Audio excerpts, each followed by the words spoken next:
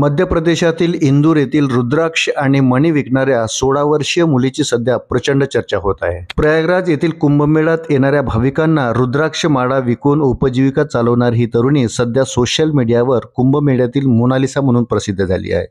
तिच्या निरागस हास्य आणि निळ्या डोळ्यामुळे ती रातोरात इंटरनेट सेन्सेशन बनली खरी, पण अचानक तिला तिच्या घरी परतावे लागले आहे। मिळालेल्या माहितीनुसार तिला तिच्या वडिलांनीच घरी परत पाठवले आहे। वृत्त सविस्तर जाणून घेण्याकरता चॅनलला सबस्क्राइब जरूर करा। प्रयागराज येथे सुरू असलेल्या महाकुंभमेळ्यात जगभरातून लाखोंच्या संख्येने भाविक आणि साधुसंत दाखल होत आहेत।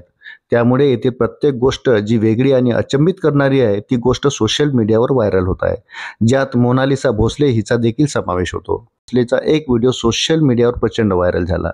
तिच्या निरागस हास्य आणि मनमोहक डोळ्यामुळे तिला सोशल मीडियावर तात्काळ प्रसिद्धी मिळाली। मोनालिसाच्या व्हायरल व्हिडिओला 15 दशलक्षाहून अधिक व्ह्यूज मिळाले।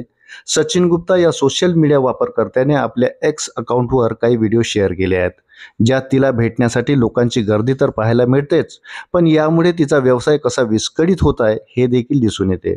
माळा खरेदी करण्याऐवजी लोक तिच्यासोबत सेल्फी आणि व्हिडिओज काढणे पसंत करत आहे, ज्यामुळे तिला उदरनिर्वाहासाठी संघर्ष करावा लागत आहे। सौंदर्यामुळे काम करणे कठीण झाले आहेत। चाहत्यांनी ब्राऊन ब्युटी म्हणून संबोधलेल्या मोनालिसाच्या साधेपणा आणि आकर्षणाने जगभरातील लोकांची मने जिंकली। कुंभमेळ्यातील तिचे काम यूट्यूबर्स आणि सोशल मीडिया प्रभावकामुळे झाकले गेले, यामुळे तिला काम करणे अधिक कठीण झाले। मोनालिसाला मिळालेल्या प्रसिद्धीच्या परिणामाबद्दल चिंतेत असलेल्या तिच्या वडिलांनी तिला इंदूरला परत पाठवण्याचा निर्णय घेतला।